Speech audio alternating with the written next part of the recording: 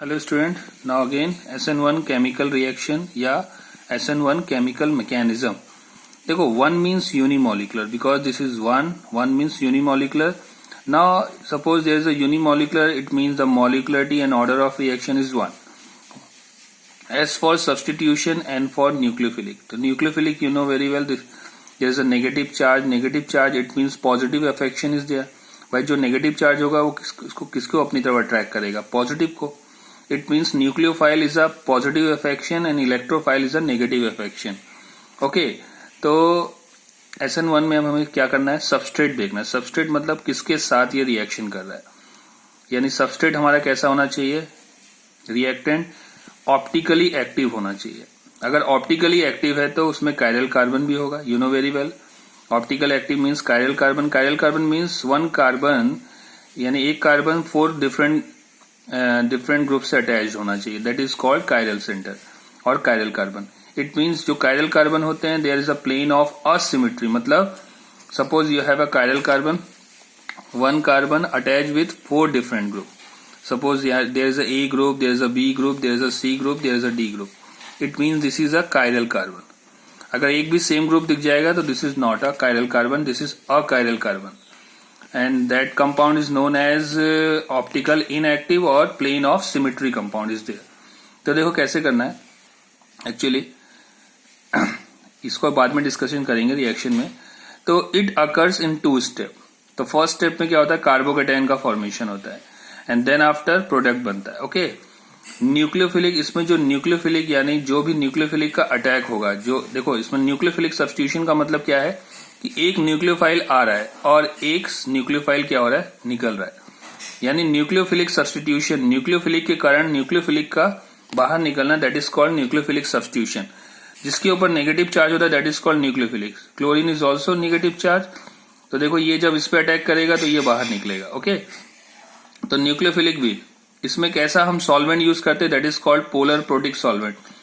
Polar protic solvent, this is water, ethanol and acetic acid. These are polar protic solvent. Polar protic means जिनके अंदर polar charge हो और H+ ion भी हो. And that compound show racemic mixture. मतलब इसमें 2 तरह के प्रोडक्ट बनेंगे. एक रिटेंशन मीन्स अगर न्यूक्लियोफाइल उसी जगह से अटैक कर रहा है जहां पे क्लोरीन है, दैट इज अ रिटेंशन. और अगर अपोजिट साइड से अटैक कर रहा है, बैक साइड अटैक कर रहा है, दैट इज कॉल्ड इन्वर्जन. तो न्यूक्लियोफाइल इस रिएक्शन में 2 स्टेप में रिएक्शन है. तो फर्स्ट रिएक्शन में क्या होता है? कार्बोकेटायन फॉर्मेशन होता है. देन आफ्टर ये क्या होगा? बैक साइड से भी अटैक करेगा, फ्रंट साइड से. क्लियर? तो बैक साइड से करेगा तो इन्वर्जन और फ्रंट साइड से करेगा तो retention. Clear? Okay, now there is a polar protic solvent. देखो पोलर प्रोटिक सॉल्वेंट में मैक्सिमम हम वाटर को यूज करते हैं बिकॉज वाटर का पोलर डाइलेक्ट्रिक कांस्टेंट सबसे अच्छा होता है. एक्चुअली में डाइलेक्ट्रिक कांस्टेंट क्या होता है? ये जो यहां पर कार्बन और हेलोजन के बीच में जो बॉन्ड होता है, इंटरमोलिकुलर फोर्स ऑफ अट्रैक्शन जो होता है, देखो कार्बन और हेलोजन के बीच में, इसको क्या कर देता है? वीक कर देता है, जिससे ये हेलोजन इजिली बाहर निकलता है. और दूसरी चीज क्या है कि जब ये हेलोजन बाहर निकलता है, सपोज ये R के साथ 3 एल्काइल डिफरेंट ग्रुप है और यहां पर हेलोजन है. जैसे इस पे वाटर का यूज होता है, तो ये वाटर का जो यूज होता है इसी को बोलते हैं हम RDS स्टेप. अब जैसे ये हेलोजन बाहर निकलता है, जैसे यहां पे बना आपका कार्बोकेटायन फॉर्मेशन, अब ये Cl बाहर निकला, तो Cl बाहर निकल के ये डायरेक्टली भी फिर से जाके ये अटैक कर सकता है क्योंकि ये पॉजिटिव है. तो ये वाटर का रोल क्या होता है? वाटर का डाइलेक्ट्रिक कांस्टेंट जो होता है वो 80 या 80.4 जो होता है, ये क्या करता है? इसके बॉन्ड को क्या करता है? वीक करता है, जिससे कि हेलोजन इजिली बाहर निकलता है. और दूसरी चीज क्या है? जैसे ये हेलोजन बाहर निकलता है, इसको क्या करता है? ये केज फॉर्म में कन्वर्ट कर देता है. यानी चारों तरफ क्या होते हैं? HOH के मॉलिक्यूल इसको एक केज फॉर्म में कन्वर्ट कर लेते हैं, ऐसे केज बना लेते हैं, जिसके कारण से ये Cl दोबारा इस पे अटैक नहीं कर पाता. क्लियर? ओके, वाटर का ये रोल होता है. Water is a polar protic solvent. ये केज फॉर्मेशन कर लेता है जिसके क्लोरीन दोबारा इस पे अटैक नहीं कर पाता और सिर्फ कार्बोकेटायन का फॉर्मेशन होता है. क्लियर?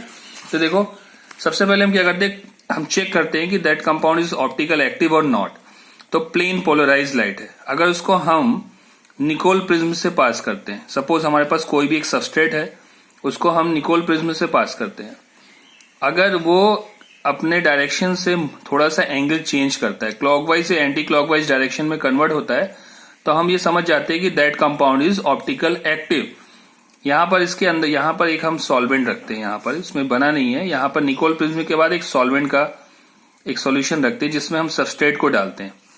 तो प्लेन पोलराइज्ड निकोल में पास किया और फिर यहाँ पर क्या होता है, एक सबस्ट्रेट रखते हैं जो हमारा मेन रिएक्टेंट होता है। अगर उस पर पास होने के बाद अगर उसके एंगल थोड़ा सा चेंज हो जाए, क्लॉकवाइज या एंटी क्लॉकवाइज डायरेक्शन में मूव कर जाए, that is called dextro laevo compound is there. और उसी को क्या बोलते हैं हम, डेक्स्ट्रो लीवो का कॉम्बिनेशन जो होता है उसी को रेसिमिक मिक्सचर बोलते हैं। यानी इनका जो डेक्स्ट्रो लीवो जो होता है, जब ये दोनों एक दूसरे को कैंसिल आउट करते हैं तो that is the compound form racemic mixture, जिसको हम बोलते हैं DL कॉन्फिगरेशन। तो देखो कैसे होता है 2 स्टेप में।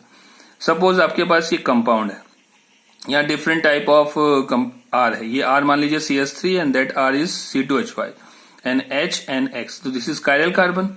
तो जनरेशन ऑफ कार्बोकेटायन, तो देखो यहां से हेलोजन निकला, किसके थ्रू निकल रहा है, इस सॉल्वेंट के थ्रू, क्योंकि सॉल्वेंट इसके बॉन्ड को क्या कर रहा है, इंटरमोलिकुलर फोर्स ऑफ अट्रैक्शन को क्या कर रहा है, वीक कर रहा है। तो ये हेलोजन बाहर निकल गया, Cl- फॉर्म में बाहर निकल गया। अब जैसे Cl- फॉर्म में निकला तो देखो ये अभी ऐसे था, अब जैसे Cl निकला तो ये थोड़ा सा स्ट्रेस का कम हुआ तो ये थोड़ा फैल गया, तो देखो ये इस फॉर्म में आ गया। इसको बोलते हैं ट्राइगोनल प्लेनर।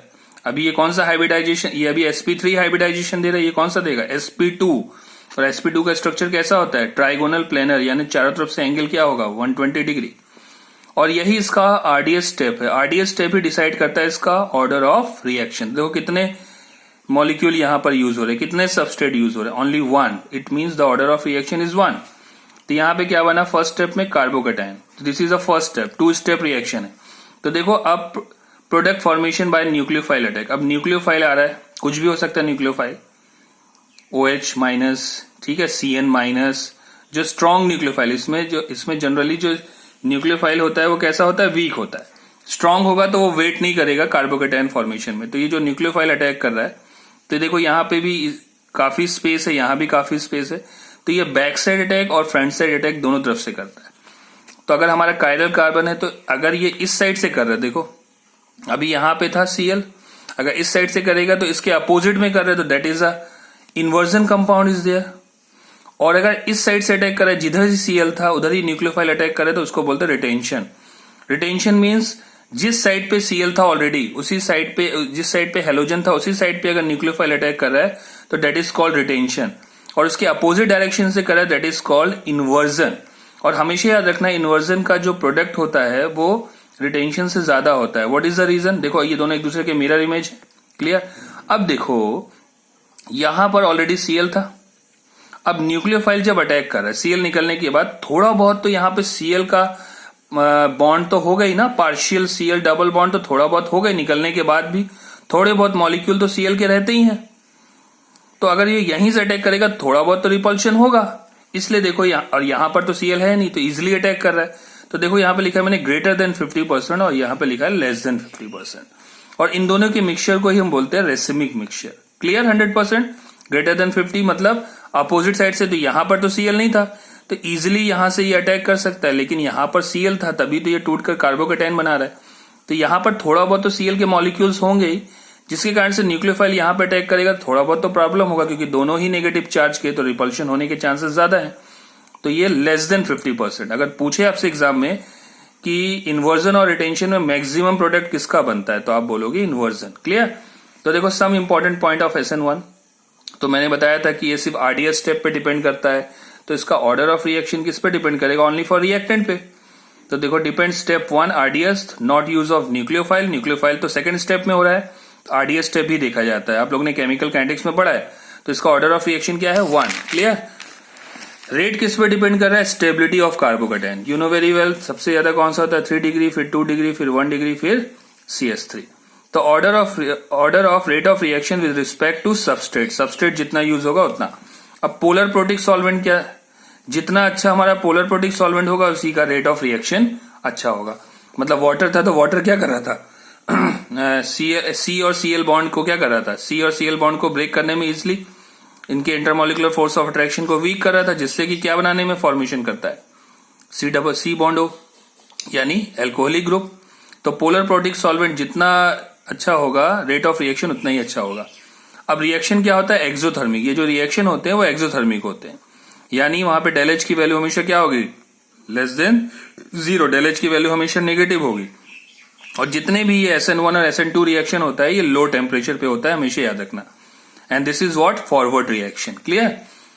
नेक्स्ट स्टेप है रीअरेंजमेंट ऑफ कार्बोकेटायन भी हो सकता है, लेकिन रीअरेंजमेंट ऑफ कार्बोकेटायन जैसे सपोज आपके पास कोई एक ऐसा कंपाउंड है, सपोज आपके पास कोई एक इस टाइप का कंपाउंड है, CH3 CH3 CH2 Cl। तो देखो इसका भी हो सकता है, ये 2 डिग्री है, सॉरी ये 1 डिग्री है, अभी 1 डिग्री एल्किल हैलाइड। तो देखो सबसे पहले इसका हम RDS स्टेप कराएंगे वाटर की प्रेजेंस में।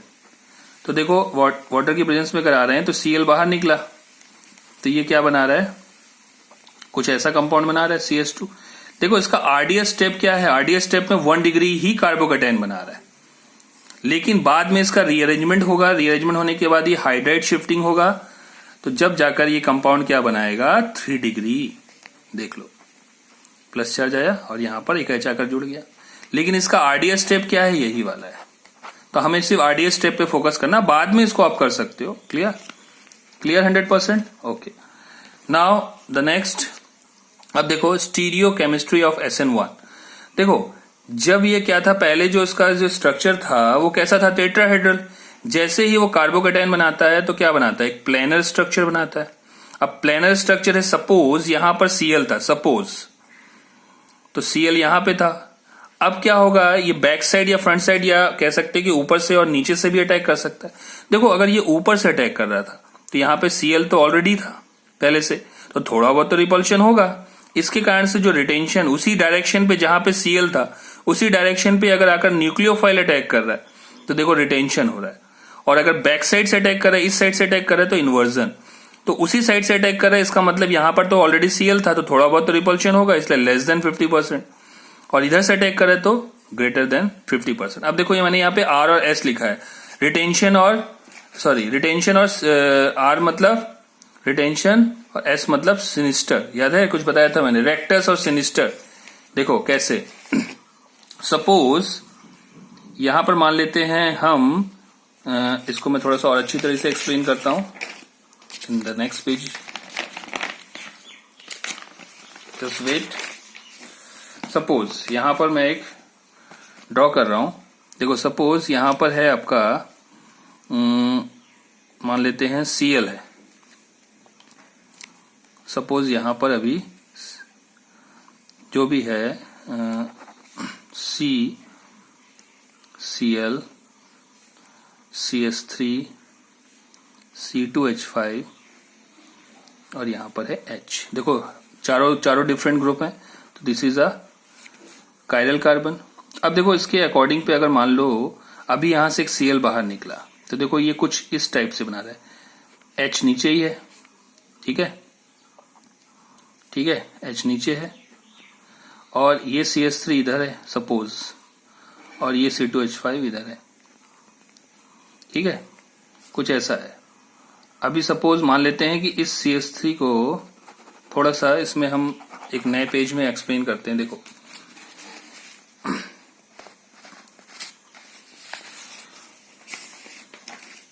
क्योंकि इस पेज में स्पेस नहीं है। ओके नाउ देखो क्लियर। देखो suppose you have the compound CH3 C, यहां पर C2H5 कर देते हैं, यहां पर CH3 या यहां पे H कर दो H, और यहां पर C2H5, ठीक है, और ऊपर है Cl। अभी मैंने यहां पे बताया एक्चुअली यहां पे होना चाहिए, ठीक है। अब देखो इसके अकॉर्डिंग पे 2 प्रोडक्ट बन रहा है, ठीक है। अभी 2 प्रोडक्ट मैं दिखाता हूं, पहले तो RS समझ लो क्या होता है। देखो सबसे ज्यादा RS मैंने पढ़ाया था 11 में, सबसे ज्यादा एटॉमिक नंबर इसका है, तो ये 1 then 2 then 3, sorry 1 then 2 then 3। तो देखो 1 के बाद 2 है तो ये ऐसे मूव करेगा, यानी किस डायरेक्शन में, क्लॉकवाइज की एंटी क्लॉकवाइज, क्लॉकवाइज डायरेक्शन। तो ये कौन सा कॉन्फ़िगरेशन है, R, ठीक है, क्लियर। अब देखो एक्चुअली में अगर इसको मैं इस टाइप से ड्रॉ करूं तो बहुत अच्छा क्लियर होगा, CCl, ठीक है, और यहाँ पर है आपका CCl, इधर है मान लेते हैं आपका C2H5, इधर है CS3 and then after H। ठीक है, अभी देखो Cl यहां से निकला, Cl निकला तो क्या बना रहा है, कार्बोकेटाइन। ठीक है, तो CS3, ठीक, यहाँ पे C2H5 और H, और यहाँ पे आ गया पॉजिटिव चार्ज। क्लियर। अब देखो अगर यहां से Cl आकर अटैक कर, यहां से न्यूक्लियोफाइल अटैक कर रहा है, तो देखो ऑलरेडी यहां से Cl था तो यहाँ पे थोड़ा बहुत तो रिपल्शन होगा, तो इसके अकॉर्डिंग पे जो भी प्रोडक्ट बनेगा, और देखो यहाँ पे स्पेस है, तो यहां से न्यूक्लियोफाइल अगर अटैक करेगा तो इजिली अटैक कर जाएगा। तो इस यहां से जब अटैक करेगा तो इसको बोलेंगे इन्वर्जन, यानी Cl के अपोजिट डायरेक्शन में वर्क हो रहा है, और यहां से अटैक करेगा तो क्या होगा, रिटेंशन। यहां से इन्वर्जन, यहां से रिटेंशन। तो देखो अभी इसका जो कॉन्फ़िगरेशन है 1 सबसे ज्यादा एटॉमिक नंबर इसका, फिर इसका, फिर इसका, देन आफ्टर इसका। तो देखो ये ऐसे मूव कर रहा है, यानी किस डायरेक्शन में, R की S, क्लॉकवाइज की anti clockwise, S clockwise S। और अगर मान लो ये न्यूक्लियोफाइल इधर ही अटैक करता, न्यूक्लियोफाइल मान लो OH ग्रुप, तो जैसे ये प्रोडक्ट बनता C2H5, यहाँ पर CS3, यहाँ पे H और यहाँ पे OH, कुछ भी मान लो न्यूक्लियोफाइल में, ये Cl को रिप्लेस करके आ रहा है। देखो इसका भी एटॉमिक नंबर सबसे ज्यादा ऑक्सीजन का होता है 8, कार्बन का होता है 6, यहाँ पे 2 है तो सबसे ज्यादा इसका होगा। फिर तो देखो ये भी किस कॉन्फ़िगरेशन में आ रहा है, उसी कॉन्फ़िगरेशन में, यानी S, यानी जब भी हम जो भी हमारा जो सबस्ट्रेट होगा उसका रिटेंशन हमेशा उसी में ही होगा, उसका रिटेंशन फॉर्म वही होगा। अगर ये S है, सिनिस्टर है, तो ये भी ऐसी ही है। अब देखो अगर उधर से अटैक करता, इस साइड से अटैक करता, तो कुछ प्रोडक्ट ऐसा बनाता, ये OH यहां अटैक करता तो CS3 कहां चला जाता, इस तरफ। मिरर इमेज है ना दोनों एक दूसरे के। देखो अब इसका एटॉमिक नंबर ज्यादा, इसके बाद इसका, फिर इसका, देन आफ्टर इसका। तो देखो ये किस डायरेक्शन में मूव कर रहा है, क्लॉकवाइज, यानी इसको क्या बोलते हैं, रेक्टस, राइट हैंड साइड, और ये होता है लेफ्ट हैंड साइड। तो हमेशा याद रखना कि जो भी हमारा सबस्ट्रेट है उसका रिटेंशन वही होगा और इन्वर्जन अपोजिट होगा। यहां से इजिली अटैक कर सकते हैं, इसलिए ये ग्रेटर देन 50% होगा और ये होगा लेस देन 50%। क्लियर हो गया 100%? Okay, clear. नेक्स्ट, तो वही चीज है यहां पर मैंने लिखा है। अब देखो हमारे पास कुछ क्वेश्चन है, SN1 रिएक्शन इज पॉसिबल और नॉट। तो देखो यहां पर है एक एलाइल क्लोराइड और ये क्या है 2 डिग्री कार्बोकेटाइन। तो मैंने तुम लोग को उस दिन लेक्चर में भी बताया था कि एलाइल में रेजोनेंस स्टेबिलिटी होता है, देखो पाई सिग्मा पॉजिटिव। तो इसमें एलाइल में सबसे ज्यादा होता है, तो इसका SN1 रिएक्शन इससे ज्यादा होगा। नेक्स्ट, ये भी मैंने एक्सप्लेन किया था उस दिन, arrange in order of rate of hydrolysis of allyl या SN1 एलाइल। देखो ये है 1 डिग्री बेंजाइल, ये है 3 डिग्री, ये 2 डिग्री और ये है एलाइलिक क्लोराइड। तो मैंने तुम लोग को बताया था कि सबसे ज्यादा ये वाला, देन आफ्टर ये वाला, देन ये। ठीक है, उसके बाद ये भी क्वेश्चन मैंने एक्सप्लेन किया था ऑलरेडी, देख लो। उसके बाद ये भी बताया था 3 डिग्री, 2 डिग्री, 1 डिग्री। इसमें भी देखो इसमें भी रीअरेंजमेंट होगा, लेकिन पहले RDS स्टेप तो यही बनेगा। उसके बाद देखो ये बहुत इंपॉर्टेंट है, अदर एग्जाम्पल। अब देखो यहाँ पर चारों ग्रुप डिफरेंट है, इसका मतलब ये कायरल है। वाटर लिखा हुआ है, इसका मतलब SN1। यहाँ पे बाई चांस SN1 ना भी लिखा हुआ है, वाटर की प्रेजेंस में SN1 ही होता है। तो देखो पहले Cl निकला, इसको बोलते हैं फिशर प्रोजेक्शन डायग्राम, जिसमें C को हम शो नहीं करते। ठीक है, फिशर प्रोजेक्शन पढ़ा होगा। अब देखो जैसे यहां से एक Cl निकला तो कुछ स्ट्रक्चर ऐसा बना, इसको हम ऐसे भी ड्रॉ कर सकते हैं, यानी ये प्लेनर स्ट्रक्चर है। अब देखो बाई चांस Cl मान लो इस जगह पे, तो इस जगह से ये अटैक करेगा तो रिटेंशन यानी लेस देन 50%, और इधर से अटैक करेगा तो मोर देन 50%। तो देखो कुछ ऐसा स्ट्रक्चर बनेगा, जिधर से Cl निकला उधर से ये OH होगा। तो देखो ये भी आपका S कॉन्फ़िगरेशन है, ये भी S है, और ये देखो ये R है। तो इन दोनों का ही मिक्सचर क्या कहलाता है, रेसिमिक, और दोनों एक दूसरे के क्या होते हैं, मिरर इमेज, जिसको बोलते हैं non super imposable mirror image, अगर कंपाउंड हमारा कायरल है। सेम एज इसमें भी वही है। देखो इसमें भी क्या हो रहा है, रीअरेंजमेंट होगा। पहले क्या हुआ, देखो इसका RDS स्टेप में 1 डिग्री बना रहा है, फिर 1 to हाइड्राइड शिफ्टिंग होकर ये बना रहा है। अब इसका भी देखो स्ट्रक्चर मैंने इस टाइप से किया है 2 स्टेप में।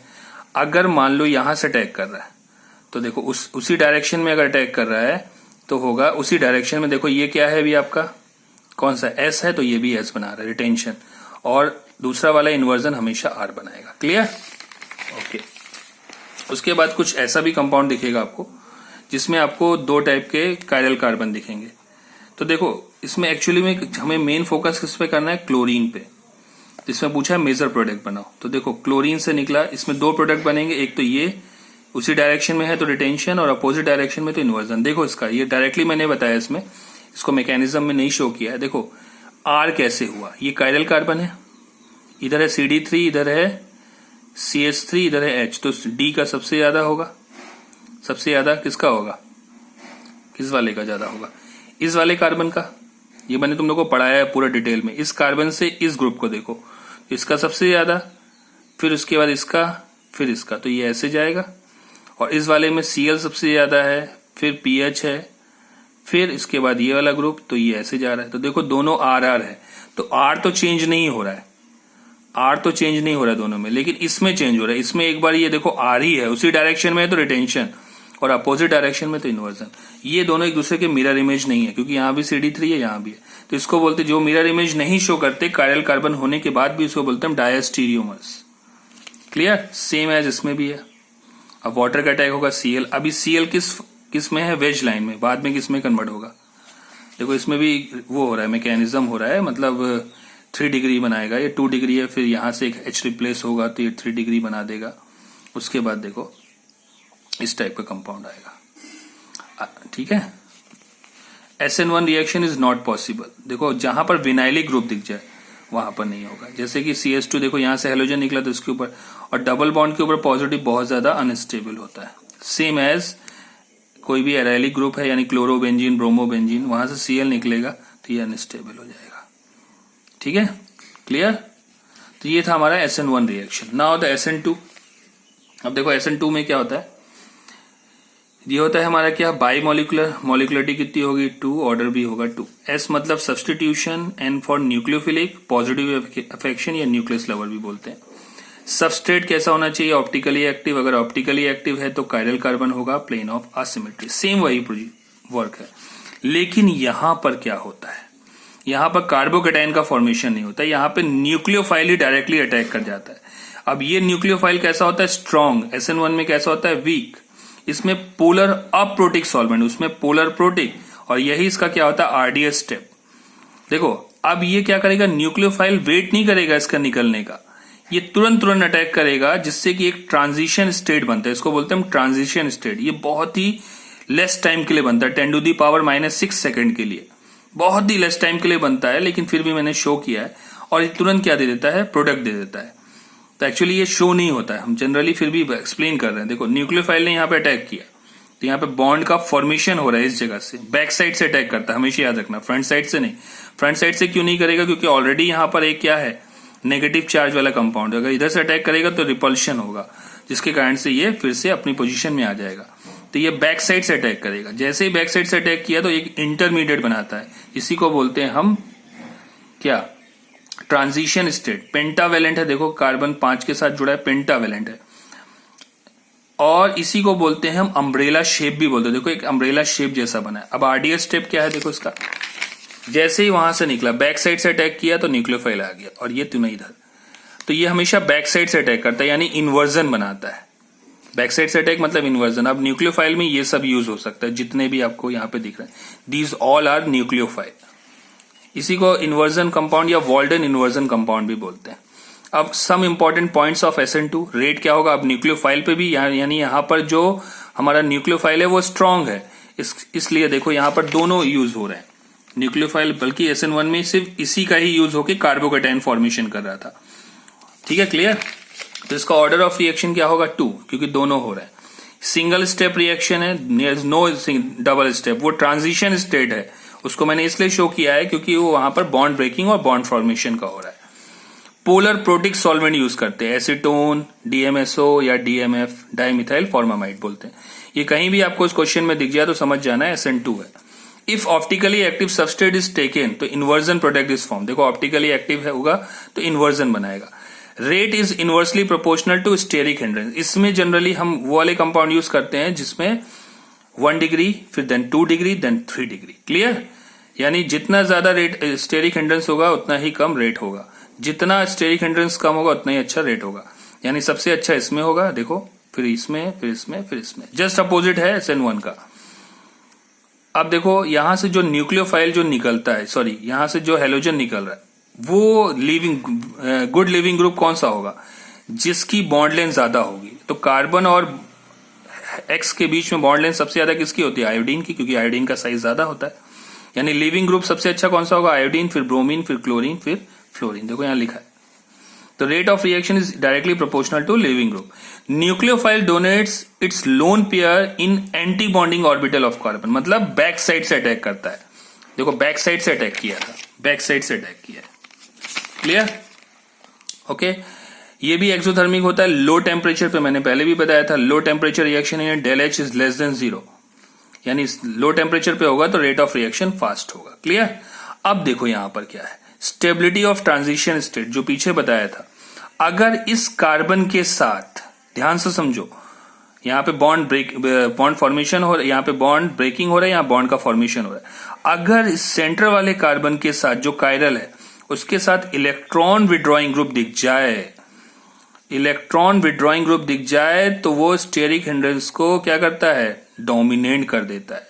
तब चाहे जितना 3rd डिग्री वाला भी होगा तब भी वहां पर रेट ऑफ रिएक्शन किसका होगा, जहां पर इलेक्ट्रॉन विड्रॉइंग ग्रुप होगा उसका ट्रांजिशन स्टेट स्टेबल माना जाएगा, और रेट ऑफ SN2।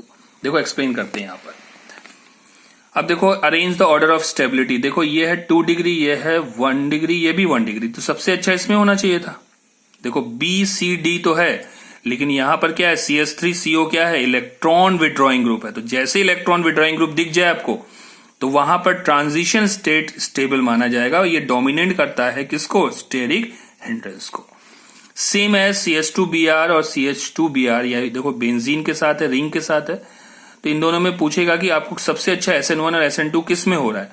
तो देखो SN1 तो सिंपली SN1 तो यहां पे दिख रहा है कि ये निकला, तो ये 1 डिग्री बना रहा है, 1 degree carbocation, benzyl 1 degree carbocation, तो बहुत अच्छा होता है SN1 के लिए 1 डिग्री। लेकिन SN2 भी इसी में अच्छा हो रहा है, क्यों, क्योंकि देखो ये 1 डिग्री तो दे रहा है, SN2 तो इसमें 1 डिग्री है, साथ में क्या है, साथ में क्या है, माइनस आई इफेक्ट। तो माइनस आई इफेक्ट के कारण SN2 और SN1 दोनों होगा। अब ध्यान से समझो, अब SN1 क्या होता है, 3rd डिग्री पे सबसे अच्छा माना जाता है। अब SN2 क्या है, 1 डिग्री पे सबसे अच्छा माना जाता है। देखो ब्रोमीन निकला तो यहां पे प्लस है, तो यहां पे प्लस है 1 डिग्री कार्बोकेटाइन। तो 1 डिग्री कार्बोकेटाइन के लिए तो जनरली SN1 बहुत अच्छा, सॉरी SN2 बहुत अच्छा होता है। अब SN1 भी क्यों अच्छा हो रहा है, क्योंकि यहां पर क्या है, माइनस आई इफेक्ट। जहां भी माइनस आई इफेक्ट दिख जाए आपको कंपाउंड में, वहां पर SN2 जो है वो डोमिनेट कर देता है किसको, स्टेरिक हिंड्रेंस को, क्लियर। सेम एज इसमें भी वही है। अब देखो लो टेम्परेचर पे, अब आपके पास कोई क्वेश्चन ऐसा गिवन हो और डायरेक्टली देखो ये 1 डिग्री है, तो सिंपली समझ जाना है कि इसमें क्या होगा, SN2, तो 1 स्टेप रिएक्शन होगा। और जहां पर आपको H2O दिख जाए, जिसका मतलब समझ जाना है कि इसमें 2 टाइप के प्रोडक्ट बनेंगे, एक इन्वर्जन और एक रिटेंशन। अब देखो ये 2 डिग्री है, अब 2 डिग्री में तो दोनों 2 डिग्री सेंटर में होता है, तो वहां पर ये किस पे डिपेंड करेगा, पोलर प्रोटिक और पोलर अप्रोटिक सॉल्वेंट पे। तो KCN DMF क्या होता है, किस पे यूज होता है, SN2 में। तो देखो SN2 में क्या होता है, इन्वर्जन होता है। तो ये अभी किस में है, वेज लाइन में, तो जो CN अटैक करेगा वो किस में होगा, डैश लाइन में। और इसमें क्या होगा, वाटर है, तो एक होता रिटेंशन उसी जैसा और एक होता इन्वर्जन उसी जैसा, उसके अपोजिट वाला। सेम एज इसमें भी वही है, देख लेना, ठीक है। उसके बाद है, अब जो हमने बताया था कि DMF की जगह पर यहाँ पे NaOPH भी यूज हो सकता है। तो देखो NaCl निकल जाएगा यहां से और OPH आकर जुड़ेगा। किस फॉर्म में जुड़ेगा, शेडेड लाइन में। क्यों, क्योंकि ये SN2 है, तो इसका इन्वर्जन होगा। जो आपको यहाँ पे वेज दिखेगा तो डैश में होगा, डैश में होगा तो वेज में दिखेगा। वाटर होगा तो एक वेज का ही बनेगा और एक डैश का। सेम एज NaS, SPH भी मैंने बताया था, SN2 में जो न्यूक्लियोफाइल होता है वो ये सब यूज होते हैं, Na+ और SPH-। तो देखो Br की जगह पर अब पूछेगा कि इसमें कौन सा ऑप्शन सही है, ठीक है। अब यहाँ पे इलेक्ट्रॉन विड्रॉइंग ग्रुप भी बहुत अच्छा दिया हुआ है। तो देखो F पे तो कोई इफेक्ट नहीं पड़ेगा, इफेक्ट किस पे पड़ेगा, ब्रोमीन पे। तो देखो ये ब्रोमीन अभी वेज लाइन से यहाँ पे किस में है, डैश लाइन में। कौन सा अटैक करेगा, SPH is a nucleophile. Same as ऐसा है, ये तो सिंपली आपको समझ में आ रहा है। प्योर 1 डिग्री है तो SN2 और प्योर 3 डिग्री है तो SN1। क्लियर? तो this is the full explanation of SN1 and SN2। Okay